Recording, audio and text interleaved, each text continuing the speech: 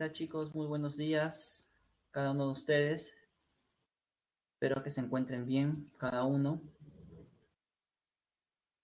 Vamos a esperar un par de minutos mientras sus demás compañeros se van conectando.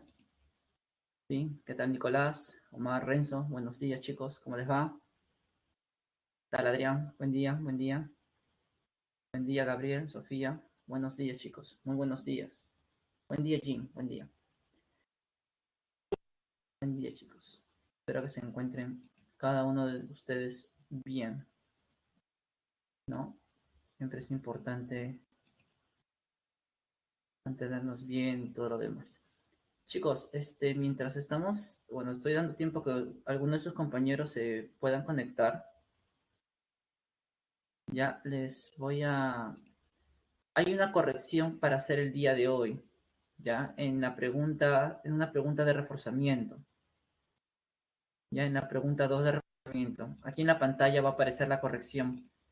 Ya en color rojo, por favor, la van anotando. Ya, ahí está cargando ahorita.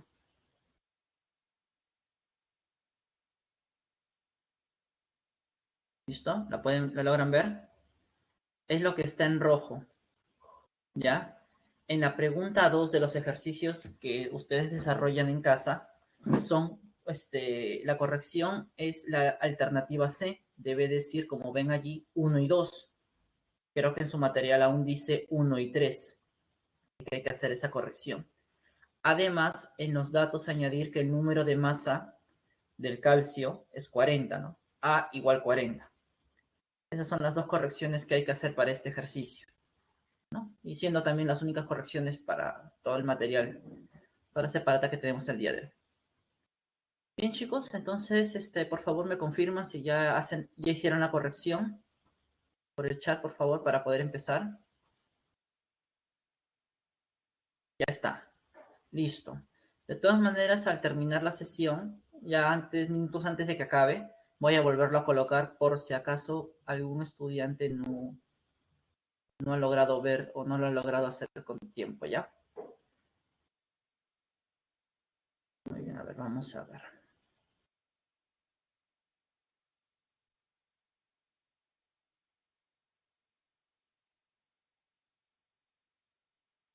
Muy bien, entonces voy a compartir pantalla ahorita, chicos. ¿Ya? Y les voy comentando. El día de hoy nos toca hablar acerca de lo que es la estructura atómica, números cuánticos y configuración electrónica, ¿no? Esos tres puntos principalmente.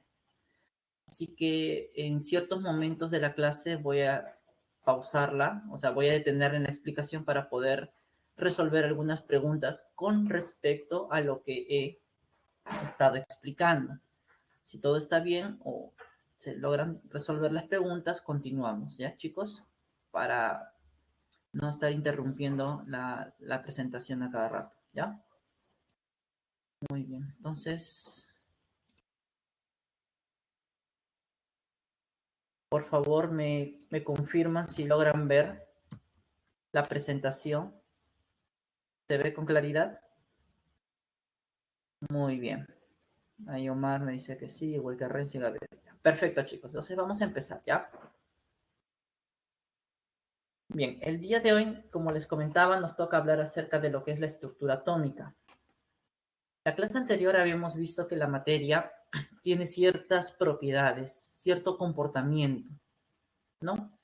Por ejemplo, habíamos visto que, por ejemplo, los metales tienen ciertas propiedades como el ser buenos conductores de la electricidad, el ser dúctiles, maleables, tener una temperatura de fusión poco alta y todo lo demás.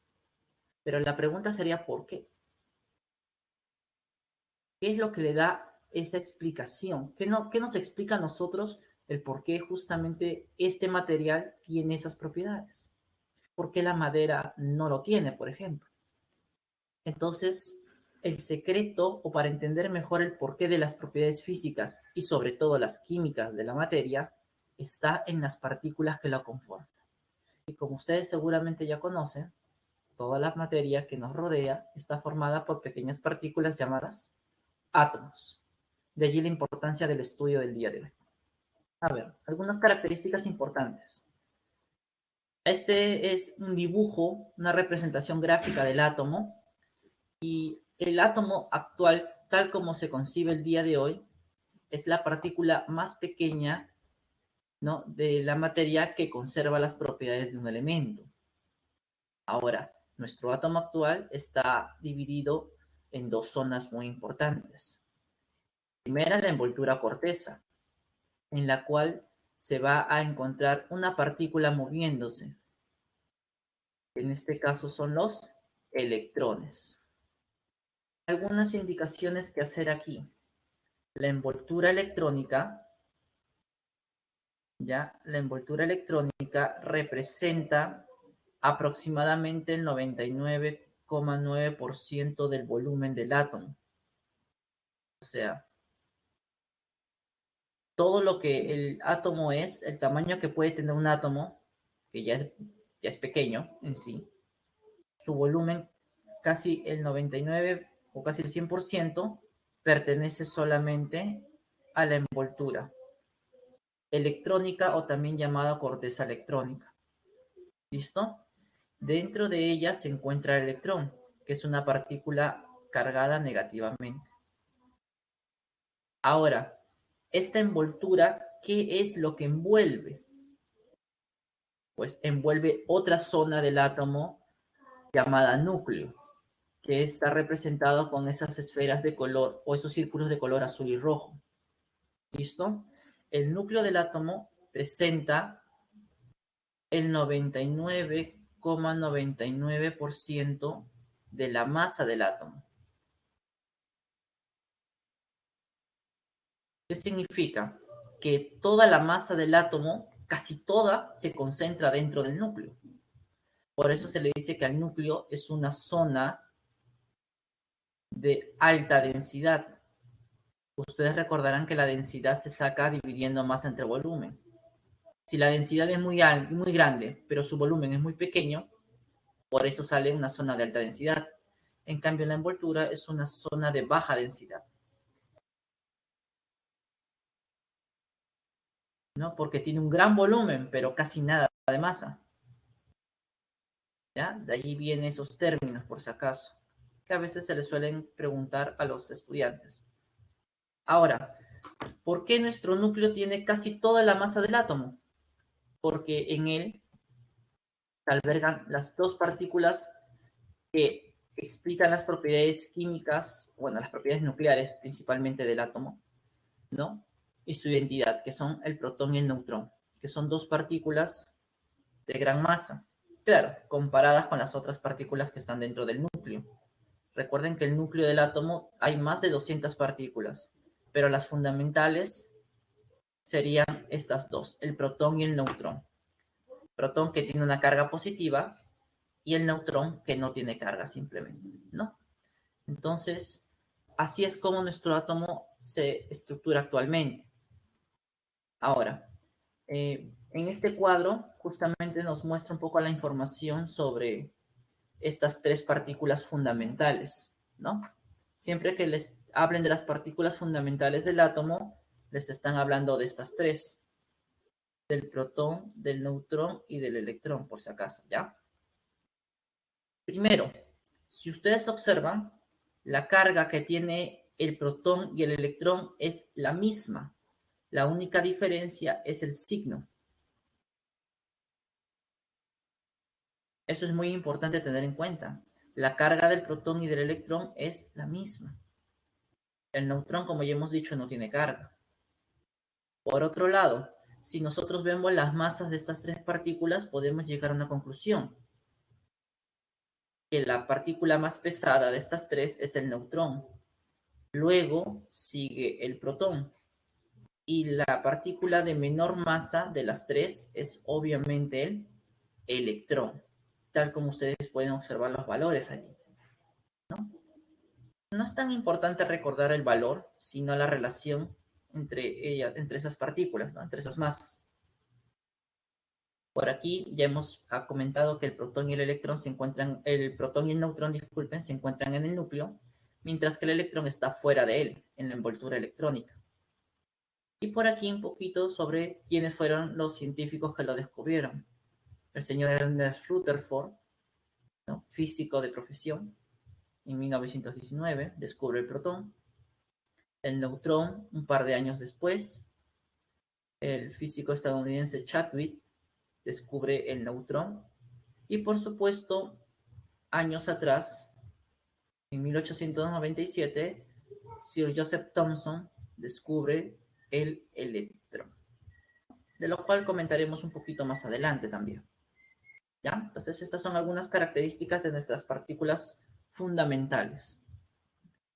Ahora, ¿qué relación hay entre estas partículas? Bueno, vamos a ver algunas cosas muy importantes.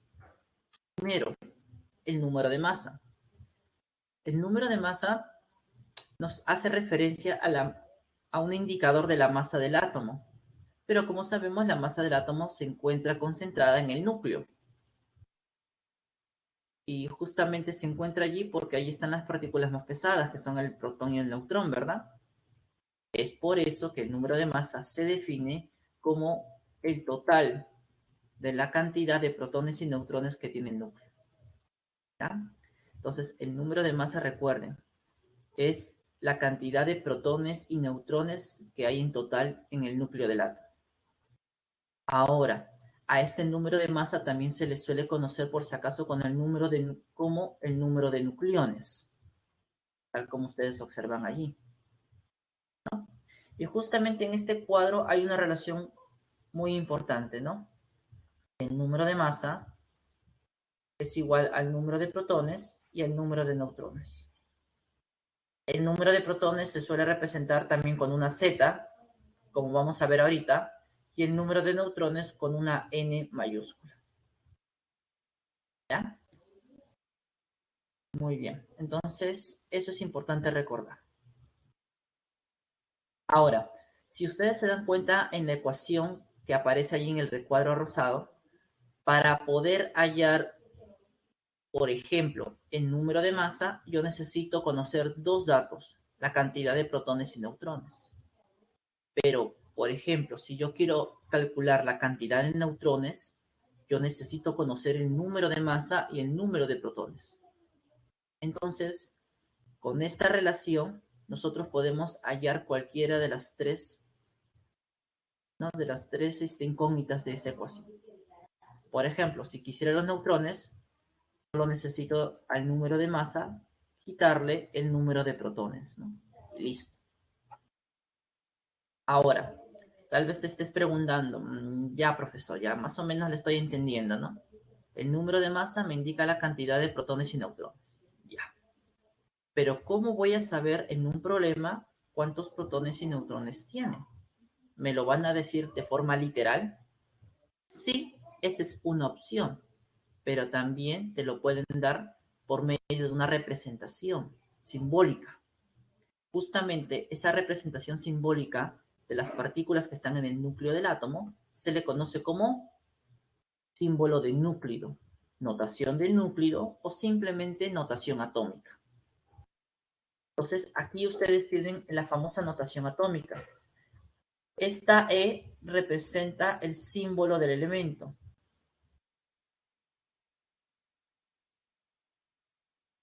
¿No? Es decir, a qué elemento pertenece el átomo que se está estudiando. Si fuera oxígeno, el símbolo sería una O. Si fuera el hidrógeno, el símbolo sería una H. Esta A, ya sabemos, como acabamos de ver, es el número de masa. Y esta Z, justamente es lo que hemos comentado, el número de protones. Ahora, justamente esta Z se le conoce, por si acaso, también como el número atómico. ¿Ya? El Z se le conoce como el número atómico. Y como ustedes ven allí, es el número de protones que hay dentro del núcleo. ¿Ya? También se le conoce, por si acaso, al número atómico como la carga nuclear.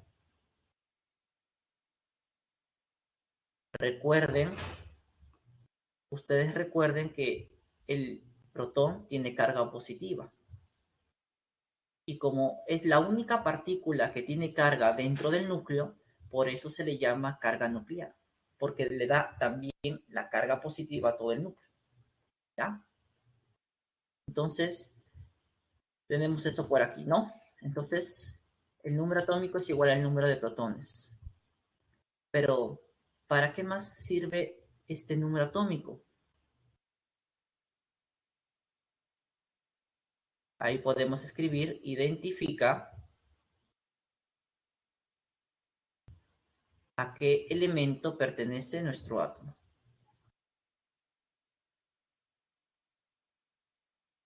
¿A qué elemento pertenece nuestro átomo?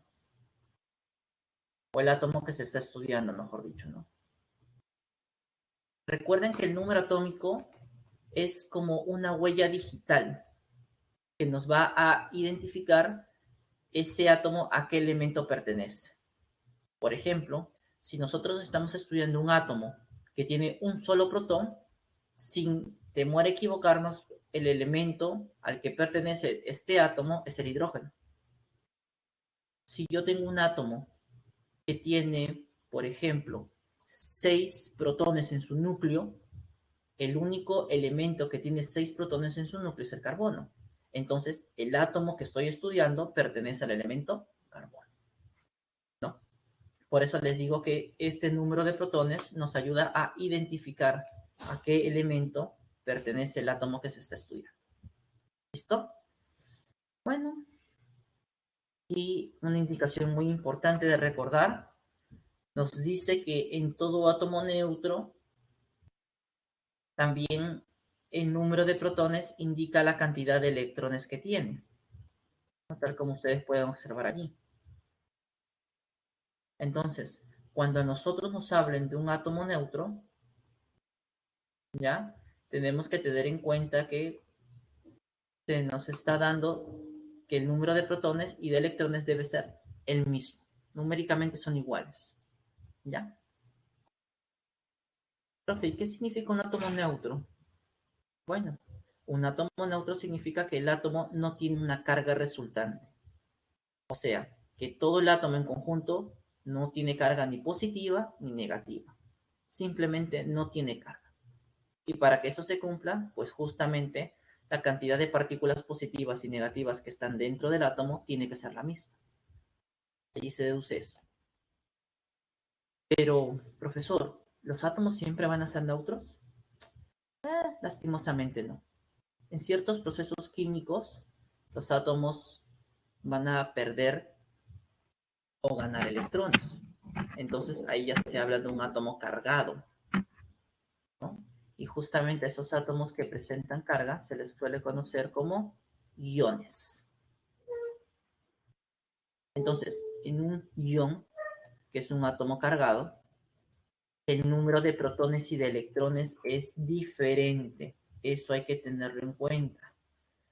Porque si es diferente, justamente se deduce que va a tener una carga resultante, ¿no? Es un átomo con carga resultante.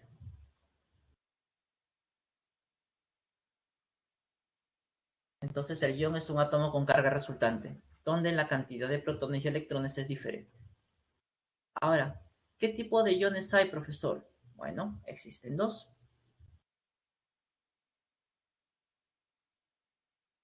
Existe el anión y existe el catión. En el caso de catión, el átomo adquiere una carga positiva y en el caso del anión, el átomo adquiere una carga negativa. ¿Y a qué se debe que tengan esas cargas? Bueno, a que el catión ha perdido electrones. Si hay menos electrones y más carga positiva, pues la carga resultante va a ser positiva, obviamente, ¿no? Y en el caso del anión, adquiere una carga negativa porque ha ganado más electrones, ¿no? Entonces, esos son los dos tipos de iones que podemos encontrar. Veamos el siguiente ejemplo, ¿no? El siguiente ejemplo nos ilustra un poquito lo que ocurre. Aquí tenemos la notación del átomo neutro, Ya, la notación del átomo neutro, y aquí tenemos la notación del catión. Fíjense que la notación es prácticamente la misma. ¿Cuál es la gran diferencia?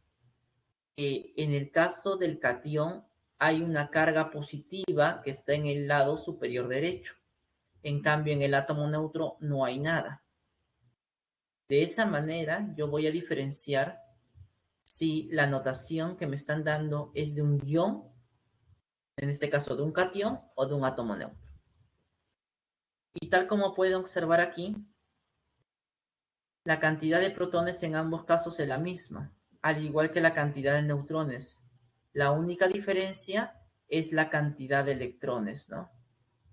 Eso es diferente. Y profesor, ¿por qué nuestro catión tiene 10? Eso es muy sencillo. Si nosotros tomamos de referencia el átomo neutro, justamente por ser neutro, debe tener 11 protones y 11 electrones. Pero aquí, en el caso del catión, te está diciendo que pierde. Recuerda que el signo positivo indica eso, que pierde electrones.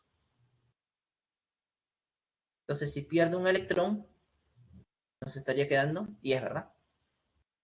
De esa manera es como se deduce. De igual manera para un anión. Aquí tenemos la notación del átomo neutro de flúor.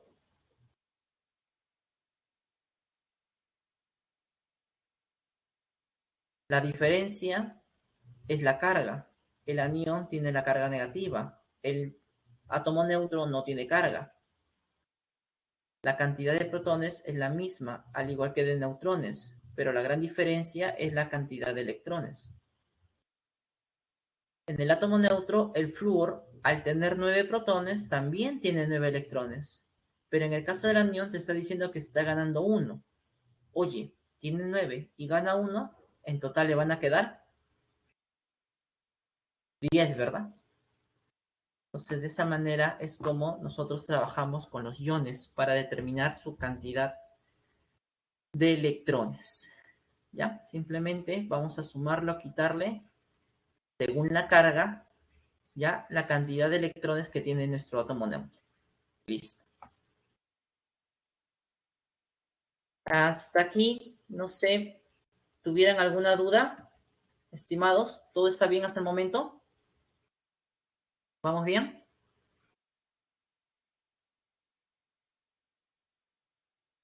Muy bien. Qué bueno, chicos. A ver, el siguiente ejemplo. Quisiera que me comenten en el siguiente ejemplo. ¿Cuánto es el número de protones, neutrones y electrones que tiene este ion? A ver, escríbame por el chat sus respuestas.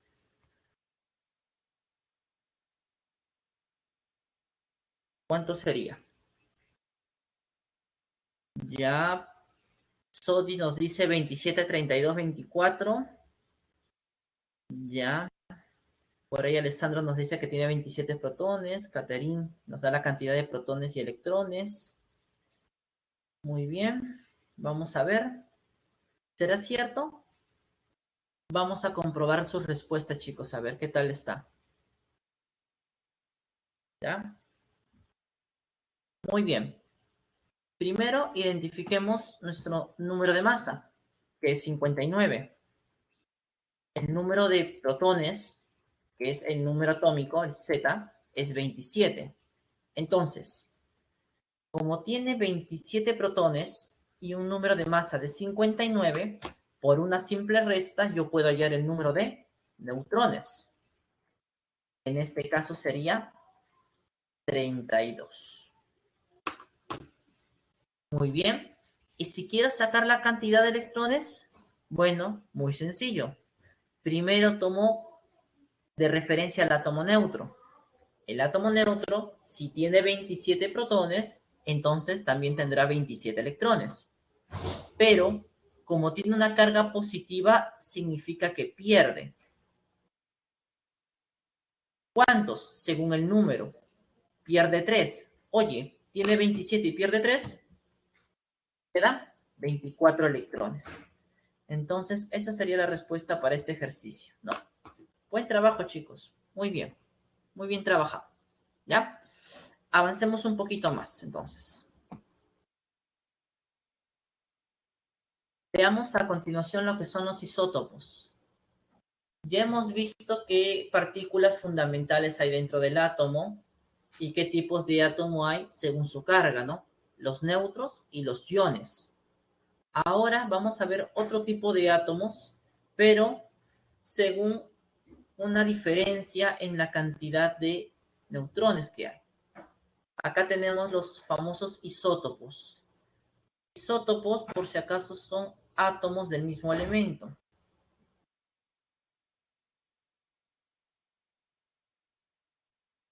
Son átomos del mismo elemento, ¿ya? Pero, ¿qué de particular tienen? Bueno, al ser del mismo elemento, tienen igual número de protones. Eso es lógico. Pero lo que va a ser diferente va a ser su número de masa. Es totalmente diferente. ¿Y eso a qué se debe? Justamente se debe a que la cantidad de neutrones que hay dentro del núcleo es diferente. Por ejemplo, observen aquí. Acá tenemos 3 isótopos que son del elemento hidrógeno.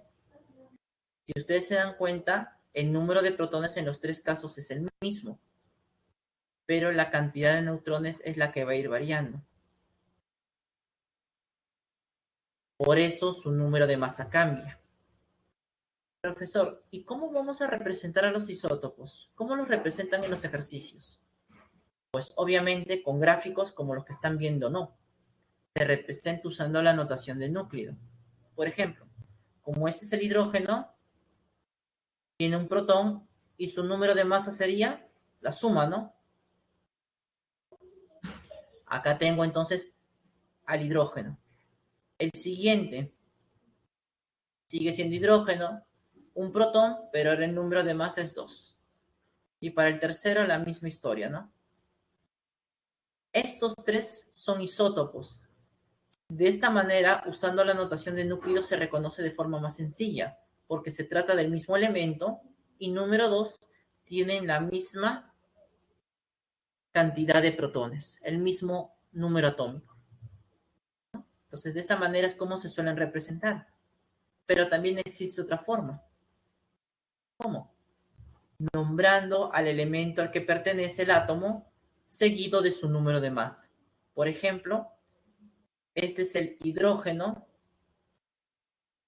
cuyo número de masa es 1. El otro isótopo es también hidrógeno, cuyo número de masa es 2. El tercero también es hidrógeno, cuyo número de masa aquí es 3. Entonces, de esa manera también se suelen representar a los isótopos. Átomos del mismo elemento, los 3 son hidrógenos, pero se resalta aquí lo que es diferente, el número de masa. También de esa manera se suelen representar, chicos, ¿ya? Hay que tener presente eso. Muy bien. Ahora, ¿todos los elementos tendrán isótopos? No.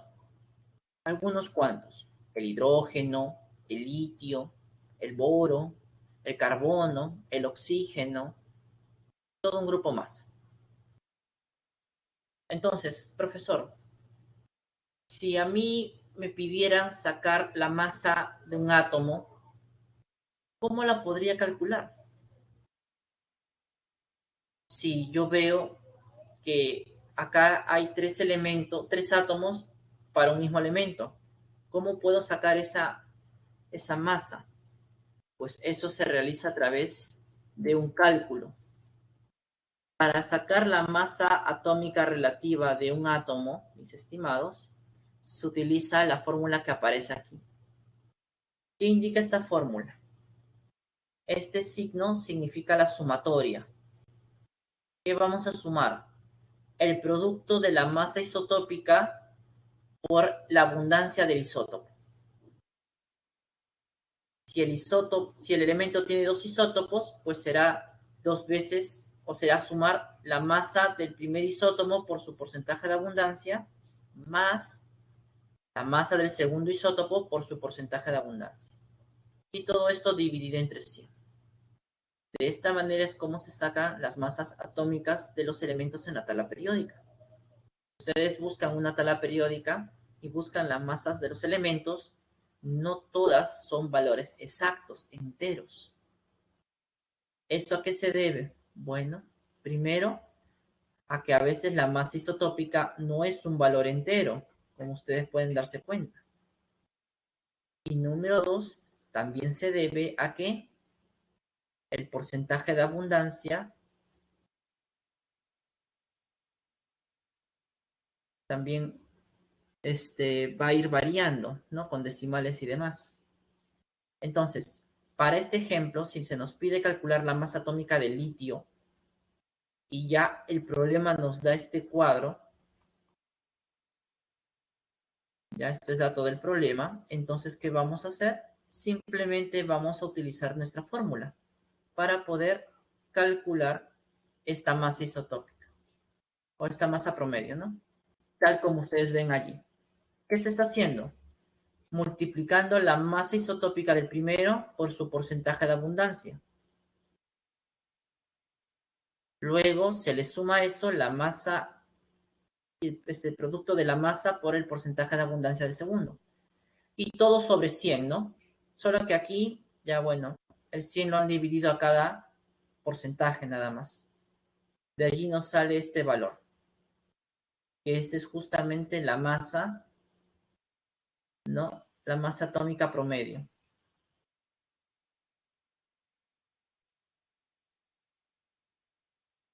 De nuestro elemento, que es el litio, ¿no? Y ustedes pueden ver esta información en la tabla periódica, ¿ya? Entonces, de esa manera nosotros podemos calcular estas masas para nuestros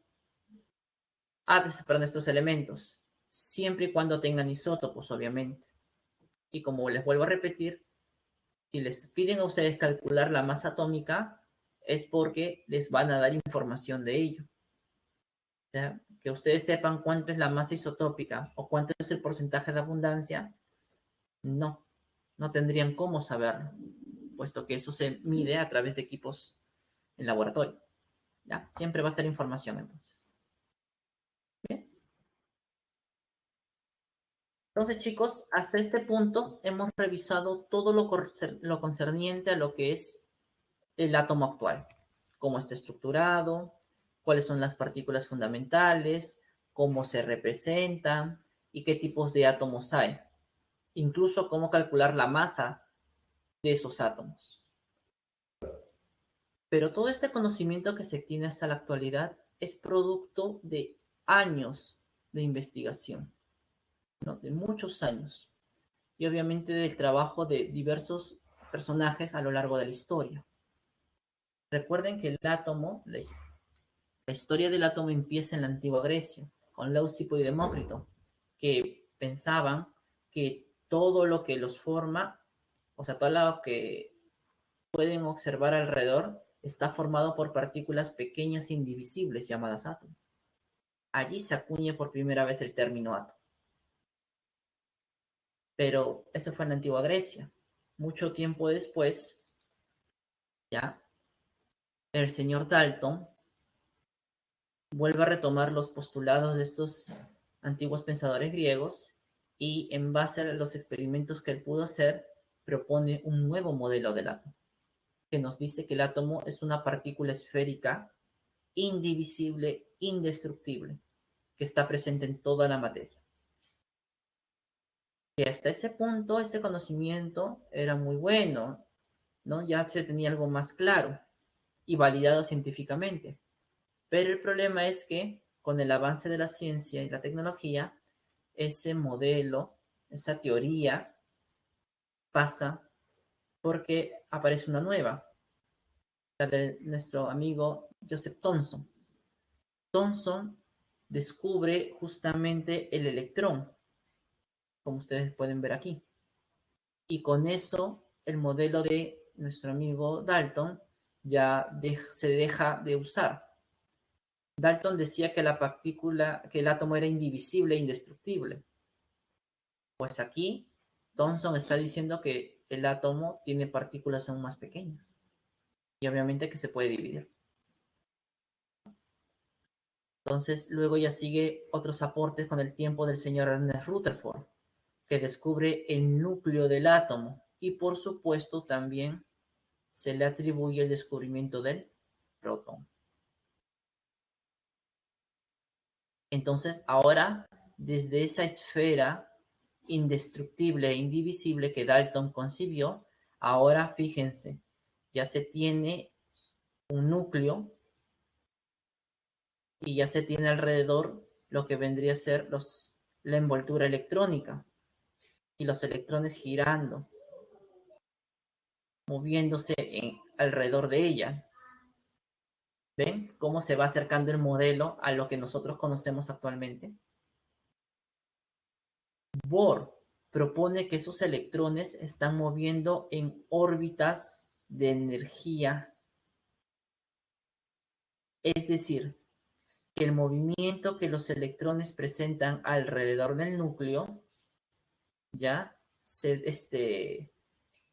debe a que estos átomos o estos electrones están girando en zonas que tienen una energía definida. Y si un electrón quiere pasar de esta zona a otra mayor o a otra menor, necesita nuestro electrón ganar o perder energía. Entonces Bohr está empezando a colocar los cimientos de lo que sería más adelante la mecánica cuántica. Y justamente con el avance de la física, ¿no? Con el estudio de lo que es el espectro electromagnético, el comportamiento dual de partícula y onda que tienen las partículas subatómicas como el electrón, del principio de incertidumbre de Heisenberg, que nos dice que no se puede conocer con exactitud la posición y lo que es la trayectoria y la velocidad, disculpen, de un cuerpo, en este caso del electrón. Todos esos conocimientos toma nuestro amigo Schrödinger, Erwin Schrödinger, para postular lo que es su famoso modelo mecánico cuántico.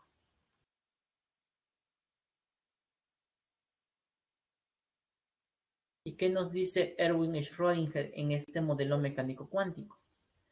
Nos dice que nuestro átomo está formado por un núcleo donde se encuentran cargas positivas, que son los protones, las cargas neutras, que son los neutrones, y que alrededor de ese núcleo hay zonas donde hay una máxima probabilidad de hallar electrones. A eso él le llama orbitales. Así que hay que hacer una diferencia. Los orbitales son regiones del espacio, zonas del espacio, cercanas al núcleo, obviamente. Región del espacio donde hay una máxima probabilidad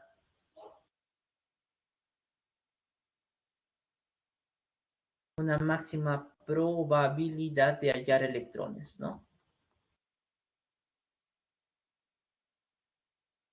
Máxima probabilidad de hallar electrones. Entonces, justamente Erwin es esto lo que postula, ¿no? Erwin Schrödinger es lo que postula. Los famosos orbitales atómicos. Son regiones del espacio. No se puede saber con exactitud, aquí está el electrón, sino que solamente se habla de una región donde hay una gran probabilidad de hallarlos. Recuerden que los electrones se están moviendo constantemente. Y como los electrones no tienen una trayectoria definida, como Bohr y otros pensaban, es por eso que justamente no se puede determinar con precisión su ubicación. Por eso se habla de una región de máxima probabilidad de hallar. Y justamente este modelo es el que actualmente rige el conocimiento. Quién sabe que de aquí a años posteriores, tal vez este modelo pueda evolucionar en uno que nos dé una mayor precisión de lo que está ocurriendo en el núcleo del átomo o a nivel atómico. ¿no? Con esas partículas. Y justamente la piedra angular de toda la mecánica cuántica es justamente la famosa ecuación de onda propuesta por Erwin Schrödinger.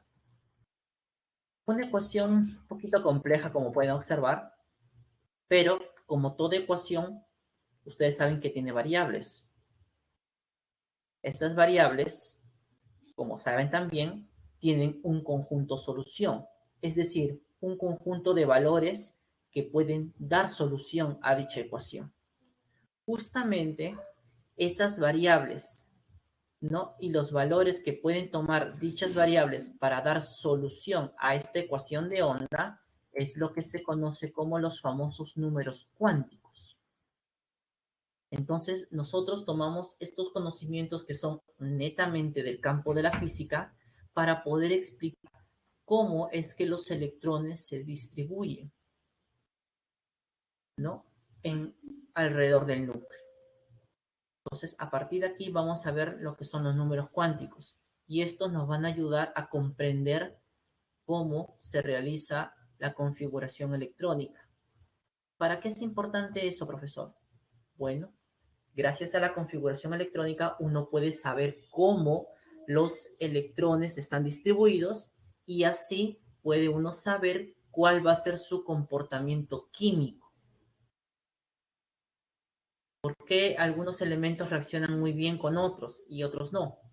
El secreto está en la configuración electrónica, en cómo los electrones están distribuidos, ¿ya? Por eso es muy importante esta parte. Entonces vamos a ver cuáles son esos números cuánticos. El primero de ellos se le conoce como el número cuántico principal. Y este número cuántico va a definir dos cosas. Para el electrón, define el nivel de energía. Define el nivel de energía. Recuerden que las zonas donde van a estar los electrones son zonas energéticas. Entonces, cada zona energética se le llama nivel de energía. Entonces, este número cuántico principal para el electrón va a definir eso, el nivel de energía. Pero también este número cuántico para el orbital puede definir otra cosa. El tamaño.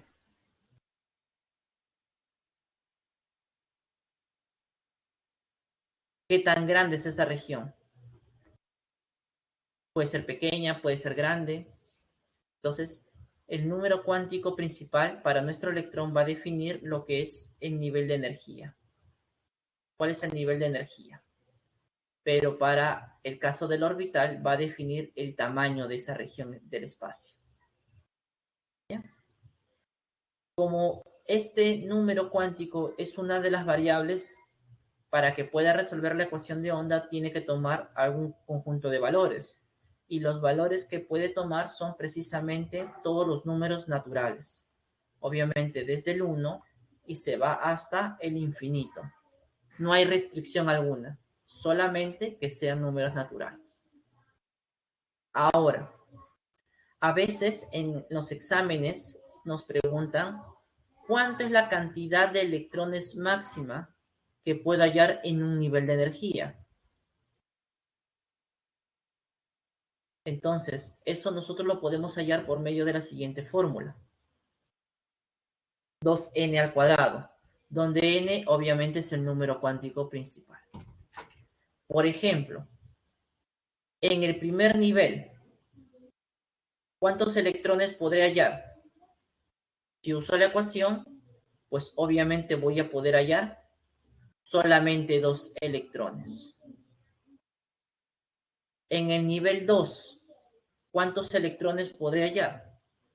En este nivel 2, reemplazando en la fórmula, sería 8. Entonces, en ese nivel 2 voy a encontrar 8 electrones, ¿no? 8 electrones. En el nivel 3, ¿cuántos electrones podré encontrar como máximo? Aquí reemplazando sería 18. Y así sucesivamente, ¿no? Entonces, esta formulita que aparece aquí, sí sería bueno que la tengan presente para saber cuántos electrones como máximo hay en cada nivel de energía, ¿no? Muy bien.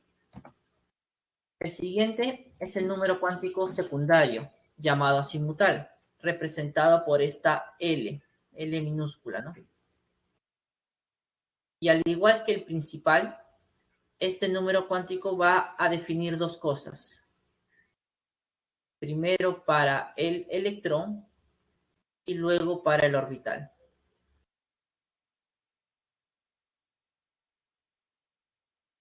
¿Qué define para el electrón el número cuántico secundario? Define el subnivel de energía.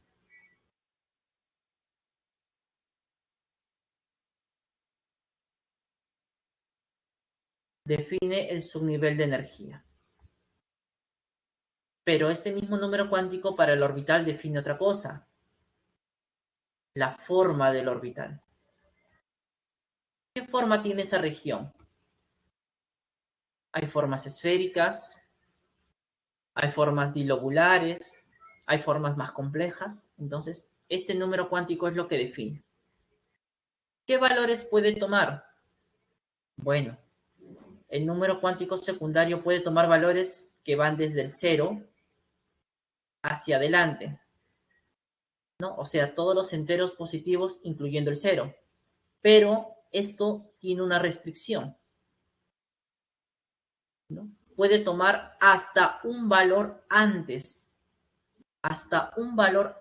del nivel. Quiere decir que el valor numérico del subnivel depende del primer número cuántico. Por ejemplo, si el n es igual a 1, ¿qué valores puede tomar el L? Solamente 0, porque es hasta 1 antes. En el nivel 2, ¿qué valores puede tomar el L? El 0 y el 1, siempre 1 antes. En el nivel 3, ¿qué valores puede tomar el L? 0, 1 y 2. Y así sucesivamente, ¿no? Continúo. Ahora, a estos valores, a estos subniveles que toman valores 0, 1, 2, 3 en adelante, se les suele representar con letras. Al subnivel 0, la letra S. Al subnivel 1, la letra P. Al subnivel 2, la letra D. Al subnivel 3, la letra F. Y así sucesivamente. ¿Y por qué hago hincapié en esto de las letras? Porque si ustedes recuerdan esas letras, ustedes ya las han visto en algún lugar. Son justamente las letras que van a dar origen a la famosa configuración electrónica, ¿verdad? Entonces ya saben qué significan las letras en esa configuración electrónica. Representa el subnivel de energía. Entonces, para esas 4 primeras, que son las que se utilizan en la configuración electrónica, es importante recordar la equivalencia. El subnivel S toma el valor de 0, el subnivel P el valor de 1, el subnivel D el valor de 2 y el subnivel F el valor de 3. ¿No? Son los más usados. Muy bien, continuemos. Luego tenemos el número cuántico magnético. Este tercer número cuántico, igual, va a definir dos cosas. Para el electrón, define el orbital, es decir, la región del espacio donde es muy probable de encontrar a nuestro electrón. Pero también para el orbital define ¿qué cosa? Su orientación en el espacio, ¿no? Su orientación espacial, ¿no? Recuerden que estas zonas pueden ser zonas tridimensionales. Entonces, justamente este número cuántico nos va a indicar cómo es que se orientan esas regiones en el espacio. en el eje X, en el eje Y o en el eje Z, como ustedes pueden observar allí. En el PY, PZ o PX, en los tres ejes coordenados, ¿no? En el caso de los orbitales de la forma dilobular, que son los orbitales del P, del subnivel P. En el caso del orbital S es un poco más sencillo porque es esférico. Solamente la orientación es la misma. Ahora, ¿qué valores puede tomar este número cuántico magnético? Pues los valores que toma va a depender del número cuántico secundario. Es decir, van desde menos L hasta más L. Toma a todos los enteros que están entre el valor positivo del L y el valor negativo del L. Por ejemplo, si nuestro nivel es 0, el valor del M sub L va desde menos 0 a 0. Solamente 0. Si el L es igual a 1, los valores del M sub L van desde menos 1 hasta más 1. Es decir, menos 1, 0, más 1. Si el L es igual a 2, entonces este M sub L va a ir desde menos 2 hasta más 2. Y así sucesivamente. Y justamente estos valores que aparecen aquí te va a indicar el número de orbitales que tiene nuestro subnivel.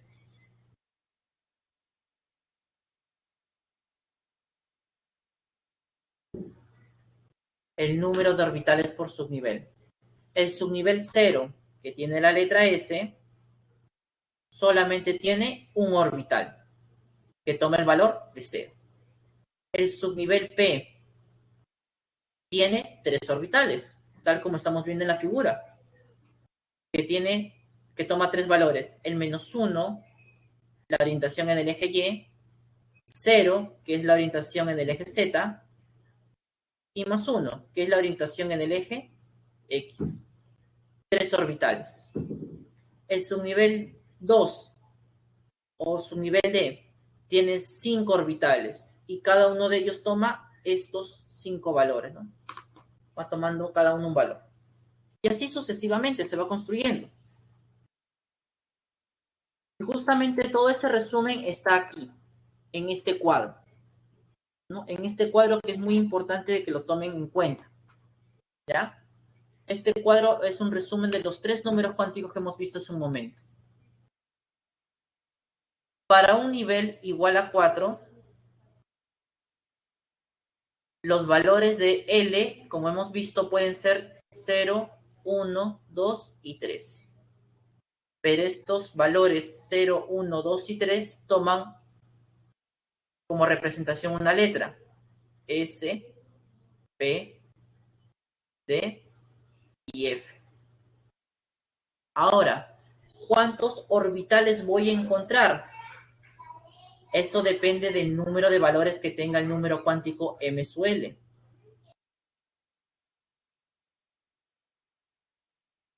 Si ustedes recuerdan, cuando el L era igual a 0, el M sub L es 0. O sea, solamente hay un orbital que toma el valor de 0. Si el L es 2, es 1, disculpen, como está aquí en el caso del P, los valores que puede tomar el M sub L son menos 1, 0 y más 1. Puede tomar 3, lo que indica que el subnivel P tiene 3 orbitales. Si el número secundario es 2, entonces el número magnético tomará los valores de menos 2, menos 1, 0, más 1 y más 2. Es decir, que en el subnivel D puedo encontrar 5 orbitales. Y de igual manera con el F, ¿no? En el F voy a encontrar hasta 7 orbitales atómicos. ¿Ven? Entonces aquí vemos la relación entre los 3 números cuánticos principales. Ahora nosotros también podemos observar algo más con respecto a los electrones. Ya ahorita para que puedan salir o puedan tomar su descanso, chicos, ¿ya? Ya, en un orbital, la cantidad de electrones máxima que hay es 2. En un orbital, la cantidad máxima de electrones es 2. Entonces, si acá hay un orbital, la cantidad de electrones máxima que voy a encontrar van a ser 2. Si en el P hay 3 orbitales, pues la cantidad máxima de electrones que encontraré en P será 6. En D hay 5 orbitales, pero como en cada uno máximo hay 2, en total en el subnivel D encontraré 10. Y de igual manera en el F que encontraré 14. Y esto se representa de esta manera. Y esas letras y esos exponentes, ustedes también lo conocen muy bien, porque son precisamente las letras y exponentes que aparecen en la configuración electrónica, ¿no? El S2, el P6, el D10 y el F14. Listo, chicos. Entonces, hasta aquí lo vamos a dejar. Tienen tiempo para que tomen su receso. Voy a pausar la grabación en este instante.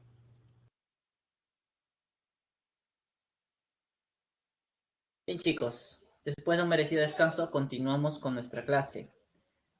Entonces, hasta aquí hemos estado viendo lo que son los números cuánticos, que es lo que definen para para un electrón y lo que definen para un orbital.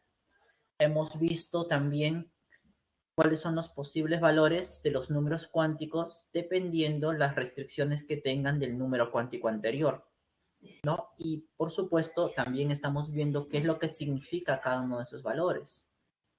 Justamente habíamos visto en el caso del L, los valores que puede tomar, ¿no? El subnivel, ¿no? O el número cuántico secundario nos indica cuántos subniveles hay en un nivel determinado.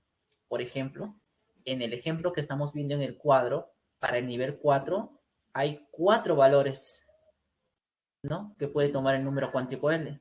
Por lo tanto, para el cuarto nivel hay 4 subniveles. Ahora, cada subnivel tiene una cantidad de orbitales determinada, que viene dado por el número de valores que puede tomar el número cuántico magnético. En el caso del L igual a 2, es decir, del subnivel D, nos damos cuenta que hay 5 orbitales, porque el subnivel o el número cuántico magnético puede tomar 5 valores, que van desde menos 2 hasta más 2, y así sucesivamente. Y si a eso le añadimos lo que comenta aquí, lo que habíamos puesto aquí en la pantalla, que en un orbital la cantidad máxima de electrones siempre va a ser 2, entonces por una simple multiplicación yo estoy sacando cuántos electrones hay como máximo por cada subnivel. Ojo, esto es por subnivel, ¿ya? Y justo les comentaba que estas letras o estas notaciones S2, P6, D10 y F14 son las que nosotros solemos encontrar en nuestra configuración electrónica. Entonces, con esto ustedes van viendo cómo se va preparando el terreno para lo que vendría a ser justamente la configuración electrónica. Bien, entonces eso es lo que habíamos visto y vamos a continuar ahora con el cuarto número cuántico. ¿Ya? Vamos a continuar con nuestro cuarto número cuántico. Bien, entonces el cuarto número cuántico es el número cuántico spin. Ya ahí había un pequeño error. Debe ser número cuántico spin, acá dice magnético. El número cuántico spin. ¿Ya? Debe ser así, spin. Y este número solamente va a definir una cosa. Para el electrón define el orbital, el giro, disculpen, define el giro del electrón. Ya define el giro del electrón en su propio eje. Entonces, si nosotros observamos desde aquí, desde la parte superior, ¿no? Si pudiéramos ver cómo es que gira ¿ya? Veríamos que existen dos tipos de giro, el horario y el antihorario. Siendo el horario este y siendo el antihorario el de acá abajo. Entonces, para cada tipo de giro que presenta el electrón, existe un valor numérico que lo representa. En el caso del giro horario, el valor es -1/2. Y en el caso del giro antihorario, +1/2. Y según esta gráfica, como observamos, nos dice que en un orbital, ¿listo? En un orbital, los dos electrones deben tener spin opuesto. Uno debe ser horario y el otro antihorario. Y justamente eso se representa por medio de flechas. Una flecha hacia abajo indica un spin negativo. Una flecha hacia arriba, indica lo que es un spin positivo. Entonces, allí tenemos justamente eso, ¿ya?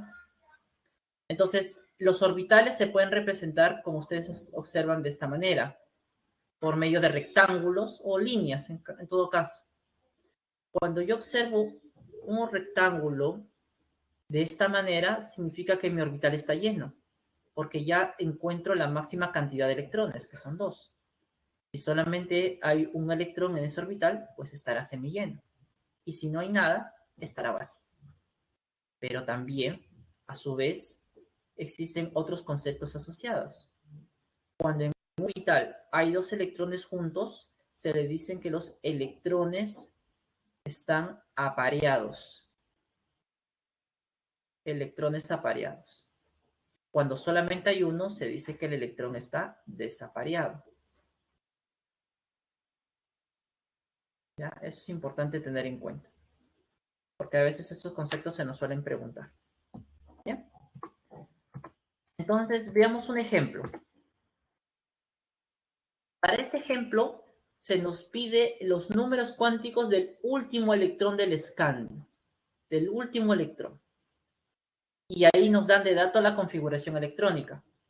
Ojo, el problema nos da de dato la configuración porque aún en la clase no estamos hablando de cómo es esa configuración y cómo se construye. Por eso es que el problema lo da de dato.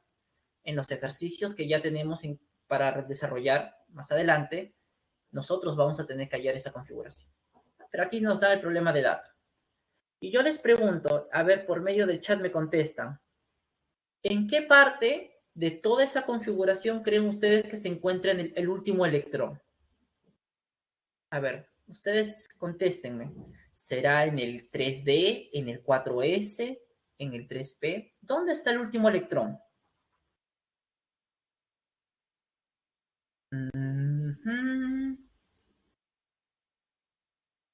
Muy bien. Entonces, por allí veo que la mayoría dice el 3D. Por ahí algunos todavía me dicen que es el 4S. Vamos a ver la diferencia, porque eso también es algo que los estudiantes suelen confundirse cuando hacen la pregunta, ¿no? Vamos a ver. Entonces, cuando te hablen del último electrón de la configuración de un elemento en particular, el último electrón se encuentra en el último término de la configuración.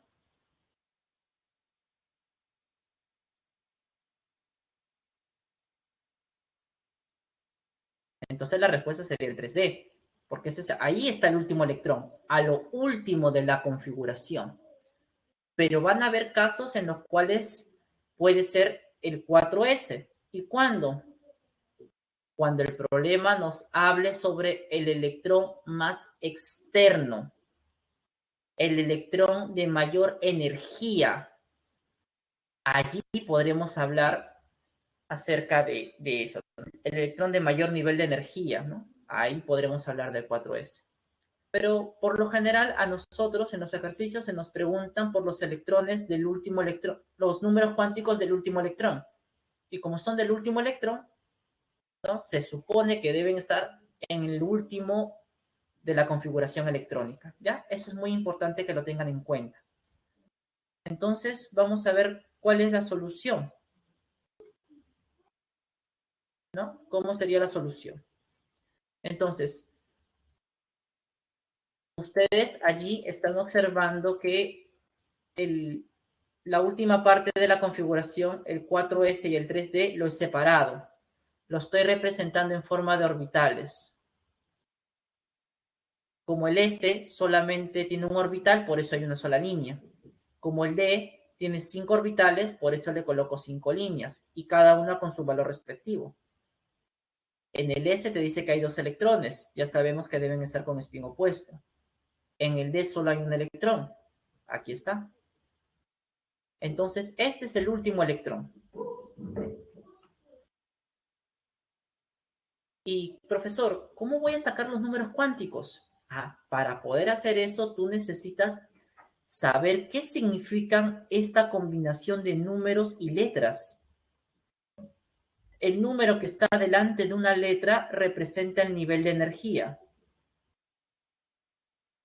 Es decir, representa el primer número cuántico, ¿te acuerdas?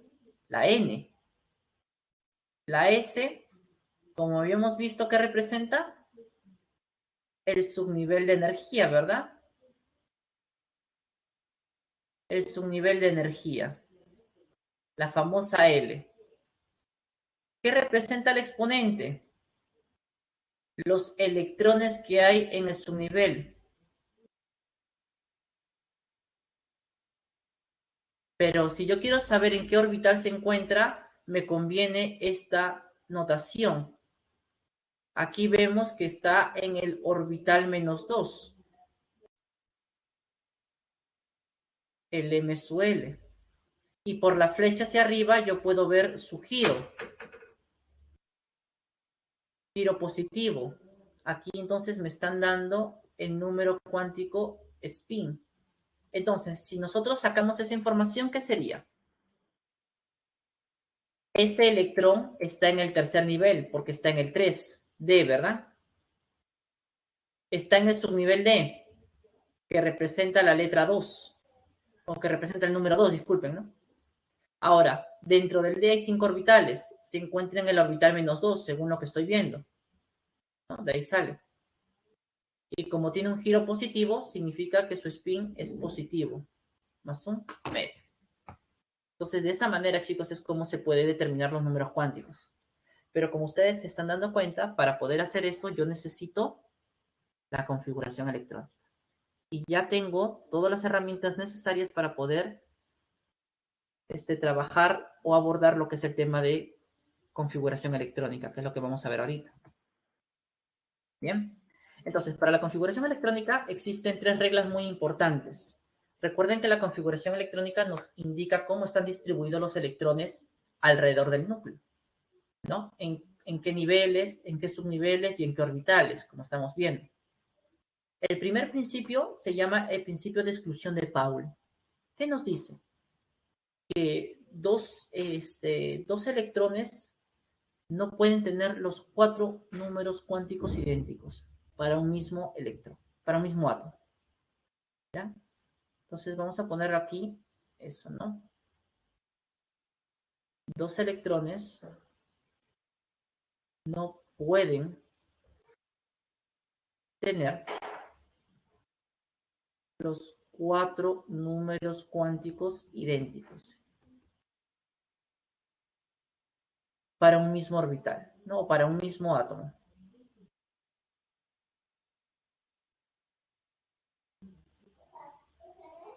Por ejemplo, yo voy a analizar un elemento, el helio.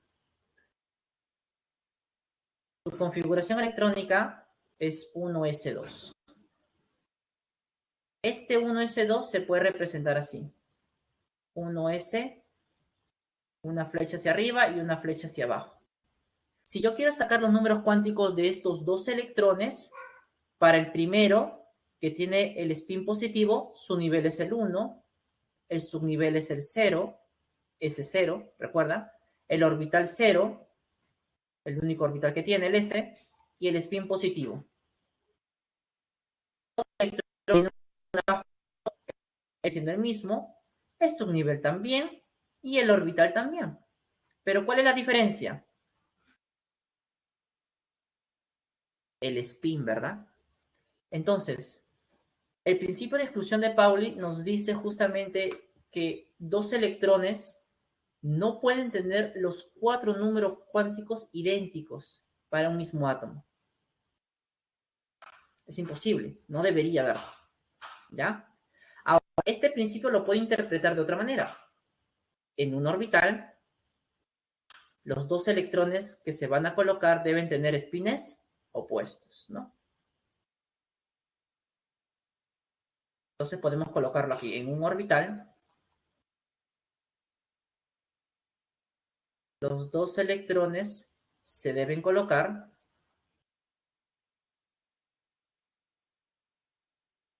con espines opuestos, ¿no? O con giros opuestos, ¿no? Que viene indicado por la flecha. Esto es obviamente por un tema de estabilidad en el átomo. Por eso es que se habla de este principio, ¿ya? Ténganlo presente. El siguiente principio es el de la máxima multiplicidad. Este principio nos enseña a cómo llenar los electrones en subniveles que tienen 3 a más orbitales, ya no solamente en un orbital. Por ejemplo, analicemos este caso de acá. Imaginen que este es el 2s2, 2p3. Entonces, si yo lo separo, acá tengo el 2s y acá tengo el 2p. El s tiene un orbital y aquí estoy colocando sus dos electrones con spin opuesto, como dice el principio de Pauli.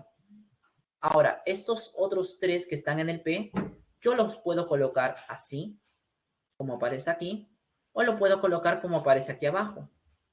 ¿Cuál de las dos formas es la correcta? Pues ya la diapositiva te lo dice, la primera. Y la pregunta es ¿por qué? Porque el principio de máxima multiplicidad nos dice lo siguiente, ¿ya? En subniveles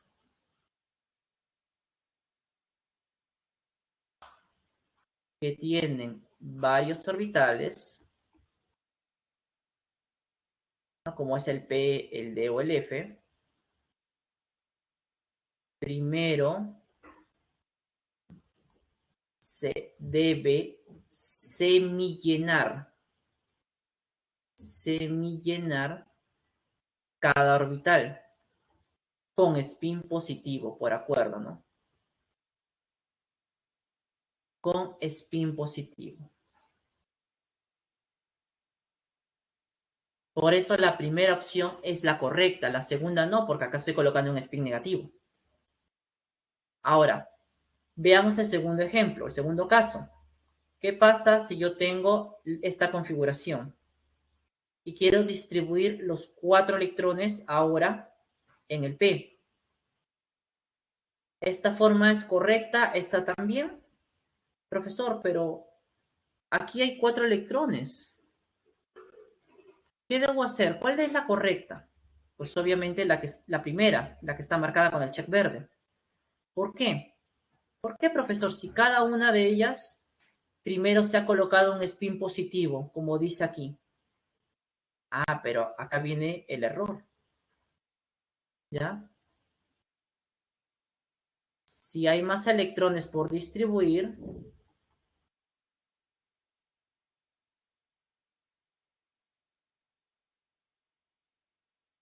se completan los orbitales con spin negativo.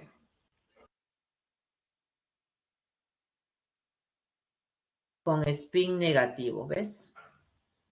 Entonces, por eso la primera es la correcta. Como yo ya llené 3 electrones en el primer orbital, me falta el cuarto. Entonces voy a completar el orbital y lo hago con spin negativo. No lo puedo hacer con spin positivo porque si no estaría en contra del principio de Pauli. ¿Ya? Por eso es la observación. Así que ténganlo presente. Igual todo esto está quedando grabado para que después lo puedan revisar si desean con un poco más de calma. ¿Ya? Finalmente, el principio de Aufbau nos dice cómo construir la configuración electrónica. Cómo los electrones se van a ir llenando en los niveles y subniveles de energía. Y como vemos, va de los subniveles de menor energía a subniveles de mayor energía. Profesor, ¿y cómo yo voy a saber, por ejemplo, que el 1S tiene menor energía que el 2S? O que el 2S tiene menor energía que el 2P. O que el 2P menor energía que el 3S. O que el 3S menor energía que el 3P. Para eso, en este principio, para calcular la energía que puede tener un subnivel, se usa el concepto de energía relativa. Y esta energía relativa viene dada por la siguiente ecuación. Pequeño lapsus. Ahora sí.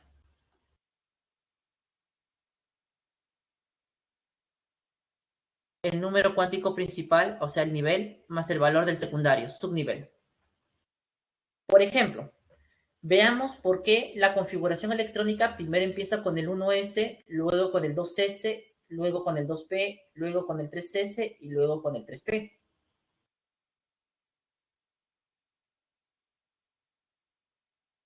¿Por qué esta configuración es la correcta? ¿Por qué sigue ese orden? Entonces vamos a calcular la energía relativa para cada uno. Y así nosotros nos daremos cuenta el por qué.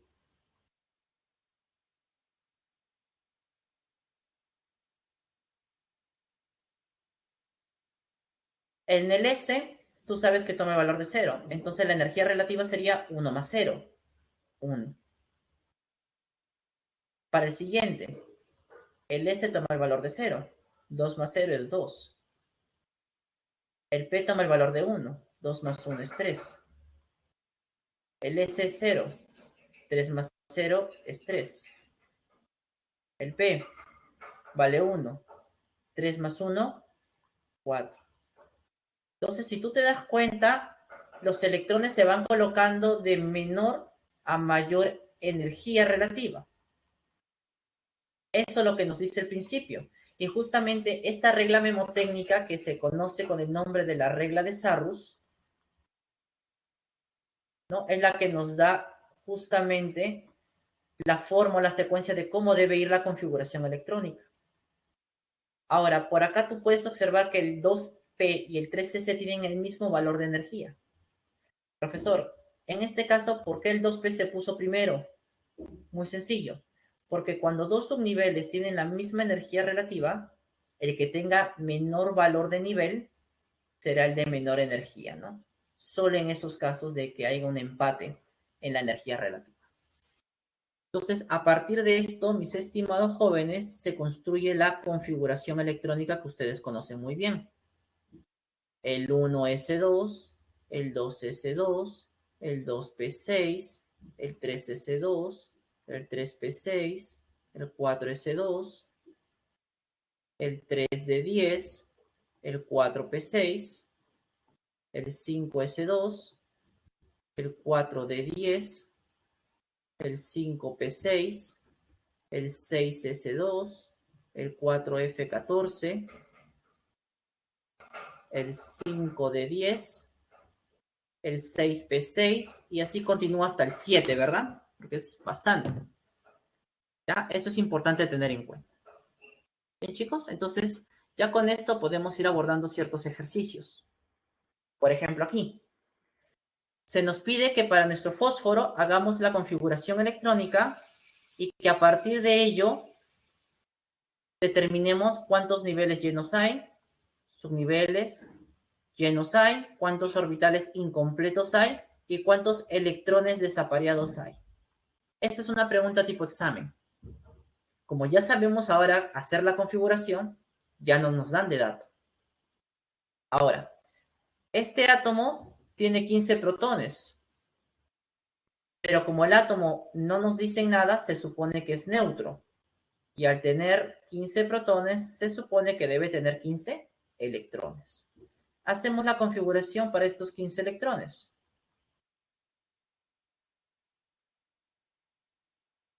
Ahí están, 15 electrones.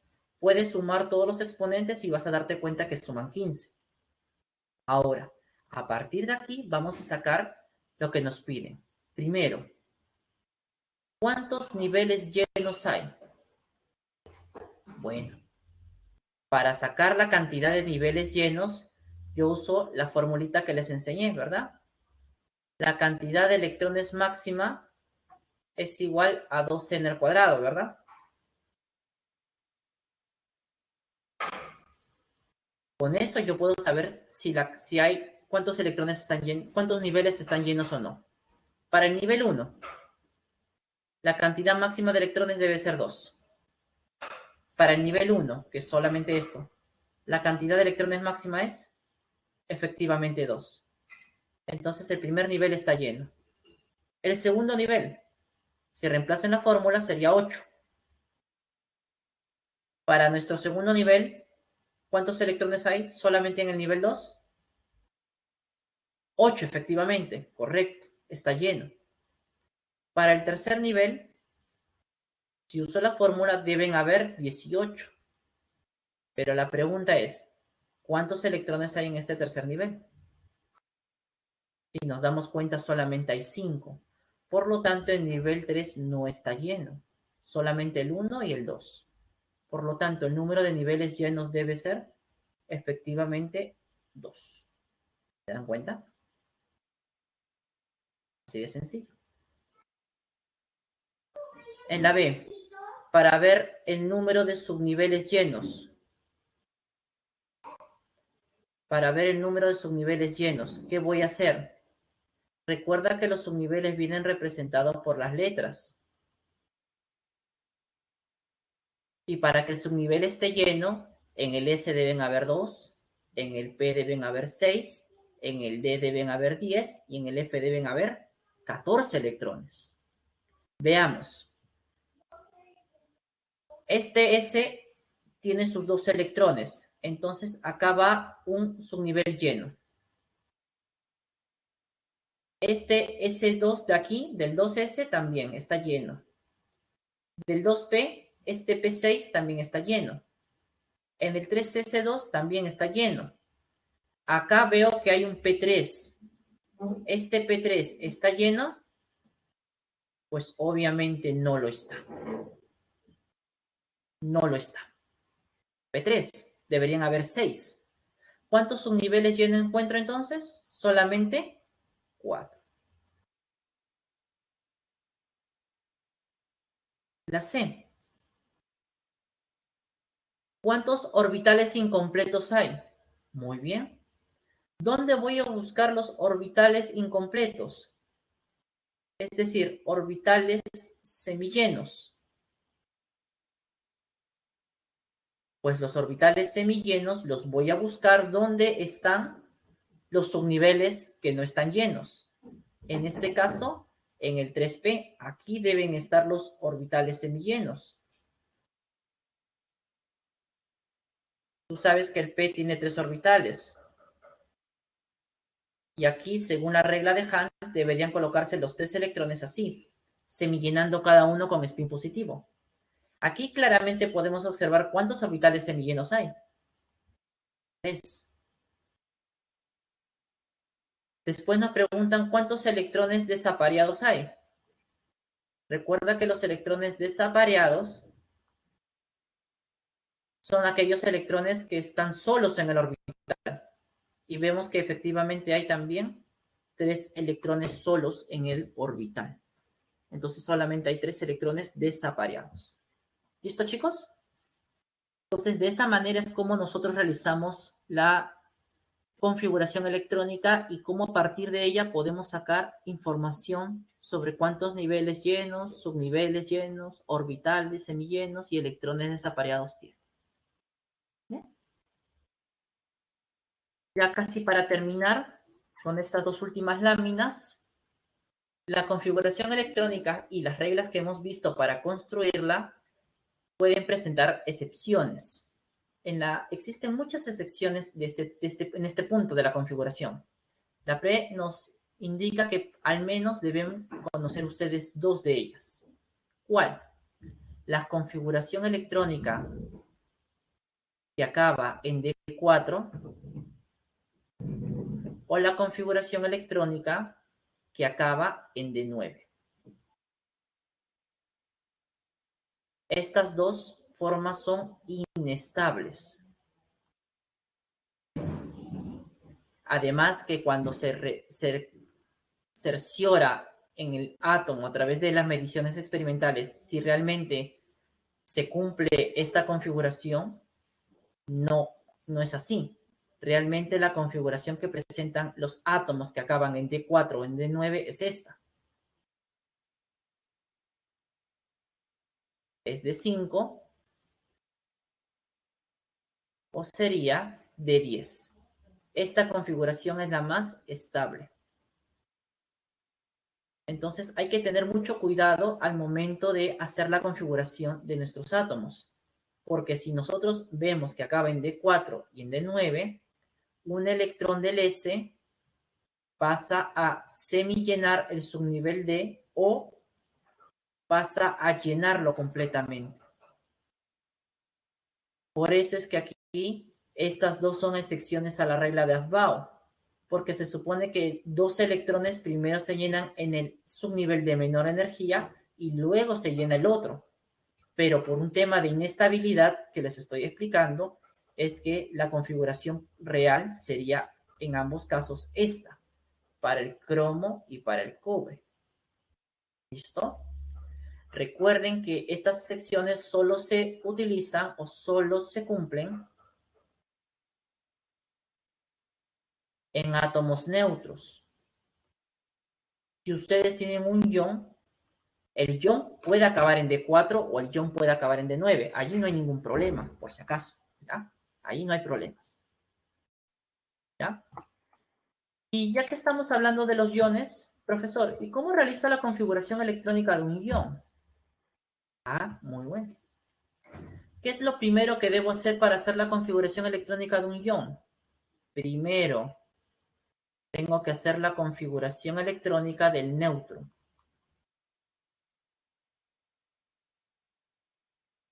Tengo que realizar la configuración electrónica del átomo neutro. Es lo primerito que debo de hacer. Entonces, en el caso del cobre, ¿cómo sería? 1s2, 2s2, 2p6, van 10 hasta allí, 3s2, 3p6, 4s2, hasta allí van 20, 3d9, ¿ya? Pero como es una configuración anómala, ¿no? Lo correcto debería ser que sea 4s1, 3d10.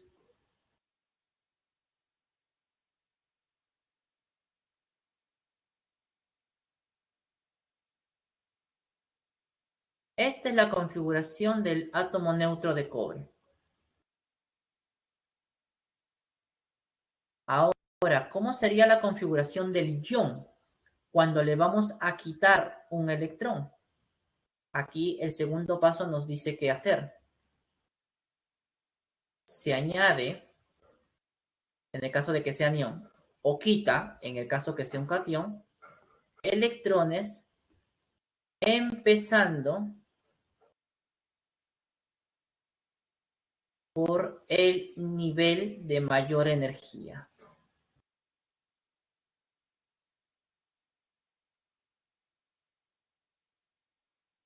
En este caso, ¿cuál es el nivel de mayor energía? El que tiene mayor valor de N, el 4S. Entonces, por aquí yo le voy a quitar su electrón. ¿Cómo quedaría? La configuración del catión, cobre. 1s2, 2s2, 2p6, 3s2, 3p6, 4s0, ya le quité su electrón, 3d10. Y ya tengo la configuración del ion. Veamos un ejemplo más. ¿Cómo sería para el hierro? De igual manera, empiezo con la configuración del átomo neutro. 1s2, 2s2, 2p6, 3s2, 3p6, 4s2, van 20, 3d6. Allí están mis 26 electrones. Ahora dice que le voy a quitar 2. ¿De dónde le quito? Del nivel mayor. ¿Y quién es el mayor en toda esta configuración? El 4. ¿Cómo quedaría? 1s2, 2s2, 2p6, 3s2, 3p6, 4s2, no, 4s0, disculpen, 3d6. Y esa sería la configuración electrónica de nuestro catión. Si hubieran más electrones que quitar, como el S ya no tiene, el 4S ya no tiene, entonces le quitaría el siguiente, al 3D. Le quitarían los electrones restantes, ¿no? En el caso que se quitaran más electrones, ¿no? Entonces, de esa manera es como nosotros vamos a realizar la configuración electrónica de un catión o de un anión también, ¿no? El mismo procedimiento. Listo, chicos, y con eso estaríamos finalizando la parte teórica de esta clase. A ver, me imagino que tienen consultas. Aquí Yadira nos dice una.